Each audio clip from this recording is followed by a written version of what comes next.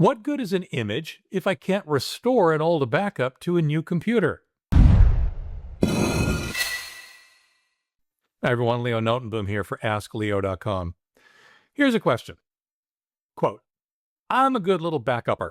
I follow all of your instructions and happily use Macrium for regular image and file folder backups. Recently, the video system on my aging PC died and I decided to buy a new PC. I thought I could easily restore the image backup to the new PC, thereby saving me hours of reinstalling my software. But no, I can only restore an image to the same sort of hard disk on the same PC. What a waste! Surely most people will want to replace their whole PC when they have a failure that requires them to think about restoring an image. How many people and in what circumstances find an image backup has been a lifesaver?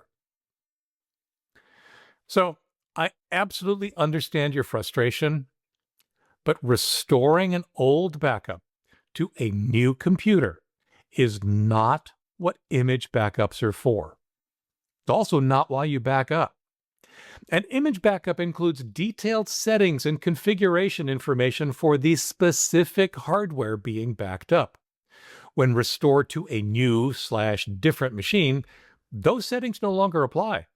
The backup can still be useful, but not for what you're trying to do. So, when is an image backup useful? Well, I'll look at a couple of scenarios. If your hard disk fails, you don't need to replace your entire computer. Just get a replacement hard drive, perhaps a bigger one to increase capacity while you're at it. Swap out the old drive for the new. That's a perfect scenario for an image backup. In fact, I'd probably say it's the most common scenario where an image backup is going to get used. You restore the backup image to the new hard disk, reboot, and it's as if nothing happened. If the new disk is larger, you might need to fire up a disk manager to extend the partition to use the additional space, but that's about it. The other big scenario for image backups is malware. Now, you can try to disinfect and remove malware, but once you're infected, you've basically lost control of your computer. You may have clean scans, but you never really know that all the malware is gone unless you restore to a backup image taken before the infection. This is another super common use for image backups. There's nothing as reassuring as being able to say, oh, well, darn, my machine's been infected. I'll just restore to last night's backup, and poof, the computer's clean and life goes on. Now, there's a third scenario. The reason images can be so wonderful is that they contain absolutely everything. You don't have to rely on figuring out what needs to be backed up beforehand, so you don't have to worry that you've missed something. However, you don't need to restore an entire image. You can pick and choose what you want to restore to your computer or copy to a new one. If I delete a file today that I later find out I needed to keep, I can go to the image backup tool that I took, say, last night and restore the file.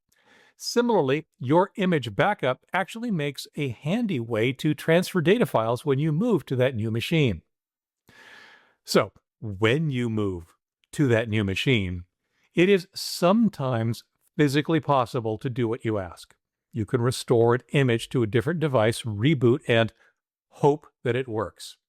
Windows will do its darndest to reconfigure itself on the fly to what it sees as a massive hardware change.